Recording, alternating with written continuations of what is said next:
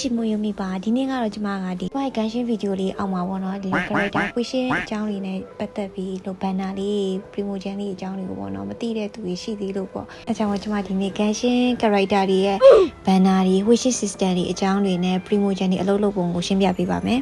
Okay ပါ Okay ပထမဆုံး promotion တွေအကြောင်းရှင်းပြမယ် promotion ဆိုတာကဘာလဲ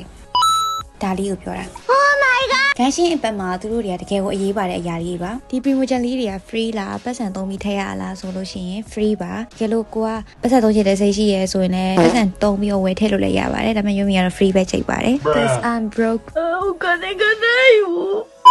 Okay free ဆိုတော့ဒီ promotion လေးတွေကိုဘယ်ကရနိုင်လဲရနိုင်တဲ့နေရာတွေကတော့အများကြီးရှိပါတယ်ပထမတစ်ခုကဒီ daily commission ၄ခုdaily commission တွေက map ပေါ်မှာဒီလိုခန်းရအောင်အမှတ်သားလေးနဲ့ပေါ်နေတာပေါ့နော် quest တစ်ခုကိုသူက promotion 10လုံးပေးပြီးတော့၄ခုလုံးလို့ရှိရင် promotion 40ရမှာပါအဲ့ quest ၄ခုပြီးသွားတာနဲ့ဒီ Catherine ထိသွားပြီးတော့ပေါ့နော် daily commission reward သွားထုတ်လို့ရပါတယ်သူက promotion 20ထပ်ပေးပါတယ်ဒီတော့ဒီ daily commission လုပ်နေတယ်ဒီနေ့ကို promotion 60အလကားရနေရမို့လို့နေ့တိုင်း daily commission လုပ်ဖို့မမေ့ကြပါနဲ့ Okay အဲ့ဒါပြီးတော့နောက်ထပ် promotion ရနိုင်တဲ့နေရာတွေကတော့ quest တွေပါနော် story အဓိကထားပြီးလုပ်ထားတဲ့ game ပဲဥစ္စာ quest ကတော့လုပ်ရမှာပေါ့ quest တွေကလည်းအမျိုးအစားကွဲပြားပါတယ် What ဒီလို cutscene တွေခဏခဏပါတယ် icon quest or main story quest တွေပြီးတော့ character တွေရဲ့ story quest တွေပြီးရင် hangout event quest တွေပြီးရင် update တွေလာတိုင်းဆော့လို့ရတဲ့ event quest တွေပြီးရင် war quest တွေ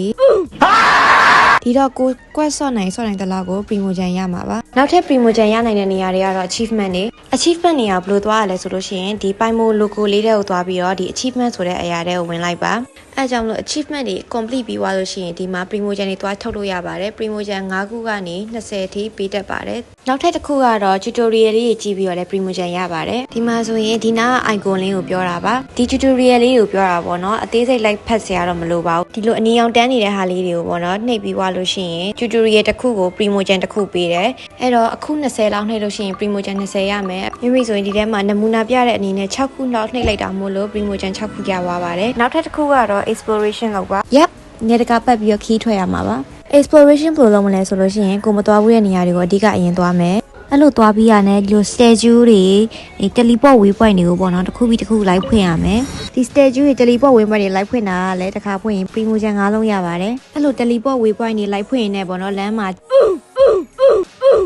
ဒီလို chest လေးတွေတွေ့ရင်လည်း like ဖွင့်ပါဘာလို့ဆိုသူတို့စီကလည်း promotion တွေရတာမို့လို့ပါဒီလို common chest အမျိုးအစားတွေဆိုရင် promotion 2လုံးပဲရတယ်ဒီ exquisite chest တွေကတော့ promotion 5လုံးပေးတယ်ဒီ precious chest နဲ့ luxurious chest တွေကတော့ promotion 10လုံးစီပေးတယ်အဲ့လို explore လုပ်နေရင်လည်းလမ်းမှာဒီလို clueless လေးတွေတွေ့ရင်လည်း like ယူပါ nation တစ်ခုမှာ clueless တစ်မျိုးစီရှိပါတယ်ဒီ clueless လေးတွေကိုဘယ်မှာသုံးလို့ရလဲဆိုလို့ရှိရင်ဒီသက်ဆိုင်ရာ nation တစ်ခုစီရဲ့ statue တွေမှာသွားထည့်ပြီးတော့ promotion လှည့်လို့ရပါတယ်ဥပမာဒီဟာဆိုလို့ရှိရင် not cry တဲ့ statue ပေါ့နော်အဲ့ဒီခါထဲမှာဒီ worship statue ဆိုတဲ့ခလုတ်လေးနှိပ်ရမှာပါအဲ့ထဲဝင်လိုက်တာနဲ့ဒီမှာ offer ရမှာက38လုံး offer ရမှာကွာဒီ clueless လေးတွေကိုဒီမှာရှိတာ9လုံးပဲရှိတယ်အဲကြောင့်မို့လို့ promotion မရသေးပါဘူးတကယ်လို့38လုံးပြည့်သွားတယ်ရမယ့် promotion 100လောက်ရသွားမှာပေါ့နော်ထိုနည်းတူစွာပဲတခြားလေးချင်းတွေမှာလည်းသွားလှည့်လို့ရပါတယ်ဒါပေမဲ့လှည့်ရတဲ့ clueless အမျိုးအစားလေးတွေကတော့ကွဲသွားတာပေါ့နော်နောက်တစ်ခုကတော့ Spirit Abyss ပါ Spirit Abyss ရဲ့ location ကတော့ဒီ monster ဘေးနားမှာရှိတာပေါ့နော်အဲ့ထဲမှာပေါ့နော် floor တွေကတစ်ကနေပြီးတော့7နှစ်အထိကိုရှိပါတယ် floor တွေထဲမှာဘာလုပ်ရလဲဆိုလို့ရှိရင်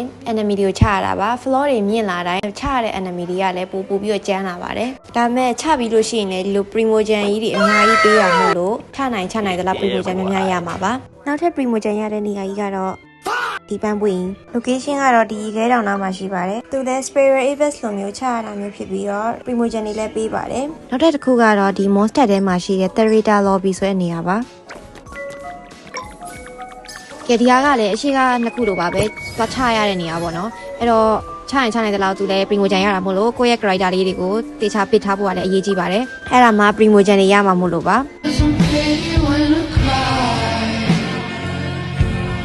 နောက်တစ်ခုကတော့ TCG game လေးတွေဆော့ပါTCG ကရောဘာလေးတွေတော့ဒီလိုမျိုးကက်လေးနဲ့ဆော့ရတဲ့ game ပါ location ကတော့ဒီ monster ထဲမှာပေါ့နော်ဒီနားကြောင်လေးရှိရဒီဘားလေးထဲဝင်သွားလို့ရှိရင်ရပါပြီအဲ့ဒီထဲမှာ Prince ဆိုတဲ့ဒီ CI ကိုမြင်စကားပြောလိုက်ပါ Hello everyone ဒီ X about player level ထဲမှာပေါ့နော် TCG game လေးကြီးဆော့ပြီးတော့ level တက်လာလို့ရှိရင်ဒီမှာ promotion လေးကြီးထုတ်လို့ရပါတယ်နောက်ထပ်ပြီးတော့ promotion ရနိုင်တဲ့နေရာကဒီ T-pop ပါT-pop ထဲမှာလည်းဒီလို trash run ဆိုတဲ့အရာလေးကဒီလို level တက်သွားလို့ရှိရင် promotion တွေပေးတတ်ပါတယ် ကဲနောက်ဆုံးကျမတည်ရဲ့ promotion ရနိုင်တဲ့နောက်တစ်နေရာကတော့ Genshin Official YouTube ကလွှင့်တဲ့ live stream ပါ That was awesome. Welcome. Thank you Welcome back, Sandrone.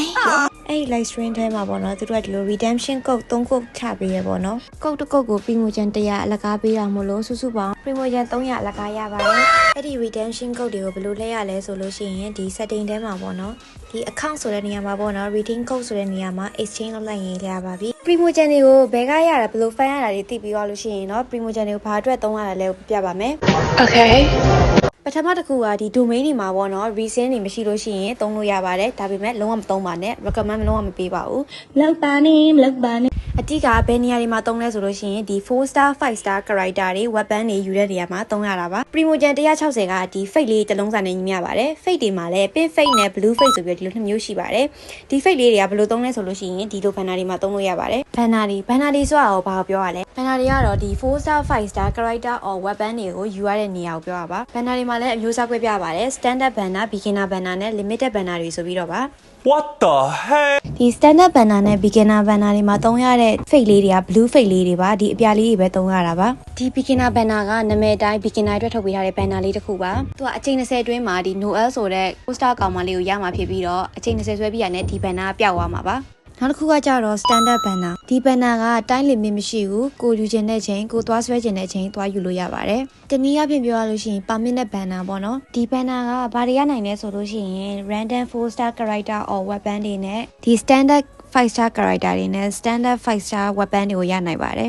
နောက်တစ်ခုကကြတော့ limited banner ဘာလို့ limited လို့ခေါ်တာလဲဆိုလို့ရှိရင်သူက time limit နဲ့လာတာမို့လို့ပါ update တစ်ခုလာတိုင်းမှာဒီ limited banner တွေကို first phase နဲ့ second phase ဆိုပြီးနှစ်ခုခွဲထားပါတယ် phase တစ်ခုမှာ banner 3ခုလာပါတယ် character 2ကောင်နဲ့အဲ့ character တွေနဲ့ပတ်သက်တဲ့ weapon တွေ banner ပါ banner တစ်ခုကိုအချိန်က21ရက်ကြာပါတယ်အကြောင်းမို့တိုင်း limit နဲ့လာလို့ပြောတာပါပြီးတော့အဲ့ banner တွေမှာသုံးရတဲ့ fake မျိုးစားဒီ pink fake လေးတွေပါနောက်တစ်ခုကဒီ limited banner မှာလာတဲ့ 5 star character တွေနဲ့ 5 star weapon တွေကိုကျန်တဲ့ဒီ standard banner တွေမှာယူလို့မရပါဘူးသူတို့တွေကဒီ time limit နဲ့လာတဲ့ဒီ limited banner တစ်ခုတည်းမှာပဲယူလို့ရပါတယ်ကဲခု banner တွေအကြောင်းပြောပြပြီးပြီဆိုတော့အဲ့ banner တွေမှာအလုပ်လုပ်တဲ့ wishing system ဆိုတဲ့အကြောင်းရှင်းပြပါမယ်ဒီအကြောင်းအရာနဲ့တော့ရှုပ်ပါတယ်ကျွန်မတက်နိုင်တဲ့လောက်စူးစမ်းပြီးပြောကြည့်ပါမယ်ဒီ standard banner ဖြစ်ဖြစ် limited banner ဖြစ်ဖြစ် 5 star တစ်ခုရဖို့ဆိုလို့ရှိရင်အချိန်တစ်ချိန်ကနေပြီးတော့အချိန်90တိ chance ရှိတယ်ကံကောင်းလို့ရှိရင်စောစောပေါက်မယ်ကံကောင်းရင်တော့အချိန်90လောက်လှည့်မှရရတယ်လည်းရှိတယ်နောက်တစ်ခုကကြတော့ pity ပါ pity ဆိုတာက wish လေးတွေဘယ်နှချိန်လောက်ထားရဲဆိုတာကိုရေးတွက်ထားတာပါခုနပြောခဲ့သလိုပဲ5 star character တွေကအချိန်တစ်ချိန်ကနေပြီးတော့အချိန်90အတွင်းရနိုင်တတ်ပြီးတော့တကယ်လို့ကိုကအချိန်တစ်ချိန်ကနေပြီးတော့80အတွင်းမှာရခဲ့လို့ရှိရင်အဲ့ဒါကို soft pity လို့ခေါ်ပြီးတော့အဲ့ဒီ80နောက်ပိုင်းမှာရလို့ရှိရင်တော့အဲ့ဒါကို hard pity လို့ခေါ်ပါတယ် pity တွေမြင့်လာလေလေ5 star ရနိုင်ချေကလည်းများလာလေလေပဲဖြစ်ပါတယ်နောက်တစ်ခုမှတ်ထားမှာကြတော့5 star ပေါက်ပြီးပြီဆိုတာနဲ့ဒီ pity အရေးတက်တွေကတစ်ကနေပြန်ဆတာပါအဲ့တော့အဲ့ pity တွေကိုဘယ်နားမှာရေးရတာနဲ့ pity ရင်းနည်းကိုလည်းသင်ပေးပါမယ်ဒီမှာဆိုရင်ဒီလိုကျဲပုံစံ icon လေးထဲဝင်လိုက်ပြီးတော့ဒီနားက history လေးကိုနှိပ်လိုက်လို့ရှိရင်ကိုဘယ်နှလုံးလောက် wish ထားတာကိုမြင်ရမှာပါ pity ရင်းနည်းကကြတော့ကိုနောက်ဆုံးရထားတဲ့5 star character ရဲ့အပေါ်ကနေစပြီးရေးရမှာပါယူမိနောက်ဆုံးရထားတဲ့5 star character ဒီ during ပေါ့နော်အဲ့တော့အဲ့သူ့ရဲ့အပေါ်ကနေစပြီးတော့ pity စပြီးရေးရမှာပါအဲ့လိုနဲ့ဒီတစ်မျက်နှာပြီးတစ်မျက်နှာပေါ့နော်စတိုက်ရေးကြည့်လိုက်တာဒီမျက်နှာတစ်လောက်ထိရောက်တဲ့ခါကျတော့ pity က20လုံးရှိပါတယ်အဲ့တော့ယမိမှာဆိုရင်နောက်ထပ်ဆွဲရမယ့်အလုံး80အတွင်းမှာပေါ့နော်5 star တစ်ကောင်ရနိုင်ပါတယ်။ဘာလို့ဆိုရင်5 star တွေကအလုံး90အတွင်းပေါက်နိုင်တာဖြစ်ပြီးတော့ယမိမှာ PT 20ရှိပါတယ်။အဲ့တော့90တွေက20နှုတ်လိုက်လို့ရှိရင်80ဒါကျန်သေးလို့ပါ။ Oh, stress. Oh my god, stress. နောက်ထပ်ပြောပြမယ့်အကြောင်းကတော့50-50အကြောင်းပါ။ Okay. ဒီ50-50ဖြစ်ရကဘယ်မှာဖြစ်လဲဆိုလို့ရှိရင် limited banner တွေမှာဖြစ်တာပါ50-50လို့ခေါ်ရတဲ့အကြောင်းရင်းကကြတော့ဒီ limited banner တွေမှာပေါ့နော်5 star တစ်ကောင်ရဖို့အတွက်ဆိုလို့ရှိရင်2မျိုးရှိတယ်90%ကကြတော့ standard banner တွေက5 star character တွေကပေါ့နော်တစ်ကောင်ကို random ပေးနိုင်တယ်နောက်90%ကကြတော့ limited banner က5 star ဖြစ်နိုင်တယ်ဥပမာပြောရလို့ရှိရင်ပေါ့နော်တကယ်လို့ကိုကဒီစစ်လာလီပူးနေရပဲထားလိုက်အဲ့လိုအချိန်မှာကိုကမိုနာကြီးတန်းပေါက်သွားရောအဲ့လိုဆိုရင်ဂုဏ်ယူပါတယ်တင်50-50 lose သွားတာပါဘာလို့ဆိုတော့မိုနာကဒီ standard 5 star တွေကတကောင်မလို့ပါပြီးတော့ဘလောက်ပဲကိုမလို့ခြင်းတဲ့5 star ဖြစ်နေပါစေ PT system က1ကနေပြန်ပြီးတော့စသွားမှာပါbut သိပြီးတော့လည်းစိတ်တွေလည်းကြာမသွားပါနဲ့အနည်းဆုံးတော့သင်က guarantee ဖြစ်သွားပါပြီguarantee ဆိုတာကတော့ဘာကိုပြောရတော့ guarantee ဖြစ်သွားတာကဒီ50-50 lose သွားပြီးရတယ်ပေါ့နော်နောက်တစ်ခေါက်ရမယ် 5 star က limited 5 star ကျင်းစီဖြစ်မှာမို့လို့ပါအဲ့တော့ကို guarantee ဖြစ်မဖြစ်သိချင်လို့ရှိရင်နောက်ဆုံးရထားတဲ့5 star ကဒီ standard 5 star character တွေတဲ့တကောင်ဆိုလို့ရှိရင်ကိုက guarantee ဖြစ်နေပါပြီတကယ်လို့ limited 5 star ဆိုရင်တော့ guarantee မဖြစ်ပါဘူးကဲဒါကတော့ limited banner တွေမှာဖြစ်တဲ့50-50အကြောင်းပါ okay နောက်ဆုံးတစ်ခုကကျတော့ limited weapon banner အကြောင်းပါဒီ banner ပြီးရင်ပြီးတကယ်ဂတိဒီ weapon banner မှာကျတော့ဒီ fake point လေးတစ်ခုရှိရပေါ့နော်အဲ့ fake point လေးထဲမှာကိုကြိုက်တဲ့ weapon ကိုရွေးရမှာပါသူကအလုံး80အတွင်းမှာ5 star weapon တစ်ခုကတော့ရမှာကွာပြီးတော့အဲ့ weapon က favor ကလည်းဖြစ်နိုင်တယ်ဟာဟုတ် favor ရယ်ဆိုတာကတော့ကိုမလိုချင်တဲ့ weapon ကြီးရသွားတာကိုပြောတာပါ character banner မှာမဟုတ်ပဲ weapon banner မှာလည်း fake တက်ပါတယ်ဟုတ်ကဲ့ခင်ဗျာဟုတ်တကယ်လို့ favor ရယ်ဆိုလို့ရှိရင်ဒီ fake point လေးကပြည့်သွားပြီးတော့ကိုနောက်တစ်ခေါက်ရမယ့်5 star weapon ကကိုလိုချင်တဲ့ weapon ကျင်းသေးရမှာပါအဲ့တော့အကြံပေးချင်တာက weapon banner မှာကိုလိုချင်တဲ့ weapon လိုချင်လို့ရှိရင်သုံးမဲ့ fake ကအလွန်ဆုံး160လောက်တော့ရှိဖို့လိုပါတယ်ပြင်နောက်ဆုံးတစ်ခုကတော့ဒီ banner တွေမှာပါတဲ့ဒီ wishing animation အကြောင်းကိုဘိုးသူတာအနေနဲ့ပြောပြလိုက်ပါမယ်ကိုဆွဲလိုက်လို့ဒီလိုအပြာရောင်လေးဆိုရင်ဒါ3 star ပါခရမ်းရောင်ဆိုရင်4 star ပါဒီလိုအဝါရောင်လေးဆိုရင်တော့ဒါ5 star ပါ okay ဒီနေ့ဗီဒီယိုကဒီလောက်ပါပဲ wishing system တွေရော primogen တွေအကြောင်းရော primogen တွေဘယ်လို fan ရတာရောအကုန်လုံးကျွန်မပြောပေးလိုက်ပါပြီနားလည်သွားမယ်လို့မျှော်လင့်ပါတယ်အားလုံးတတာ